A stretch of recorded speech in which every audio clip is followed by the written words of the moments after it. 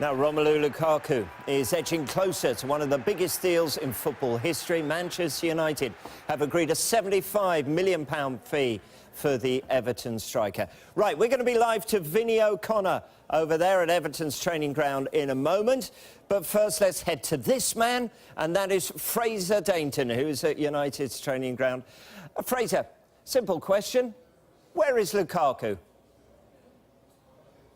Well, he's already stolen a march on the rest of his potential Manchester United teammates because he's already in Los Angeles. He's been there for a while, in actual fact.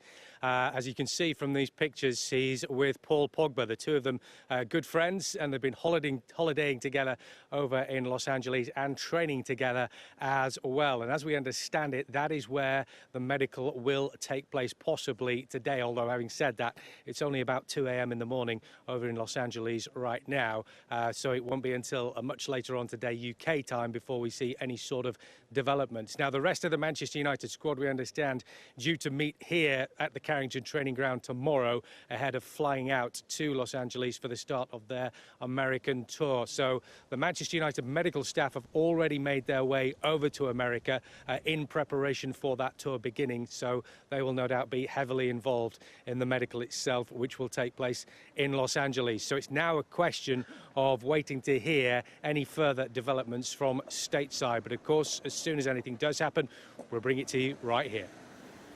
Fraser, thank you very much indeed. Right, let's now head to Vinny O'Connor. There he is at Everton's training ground.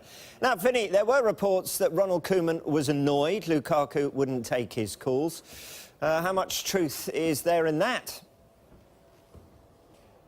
Well, Rob, Ronald Koeman arrived here at Everton's Finch Farm training ground just after 7 o'clock this morning. He looked pretty happy as well, didn't look too annoyed at that time. Look, the facts of the matter are at the moment, we've put the question to Everton Football Club, what is the situation as regards Lukaku? Because there's some conjecture as to whether there's an unauthorised absence at the moment this week or whether indeed he was due back next week. Certainly that was the impression that we were given when we had earlier asked the question, and he'd been given that time off after the extra time off following his participation in Belgium's internationals at the end of the season. So as yet, we're still to get a definitive answer from Everton Football Club. Not one, as to whether he is authorised to be away from Finch Farm at the moment, and two, indeed, if that absence is unauthorised, whether indeed manager Ronald Koeman is angry that he hasn't had calls returned from Lukaku. But obviously, I think the facts of the matter are that Everton aren't going to be railroaded into a deal. They're going to do a deal on their terms. They were quick to react to that.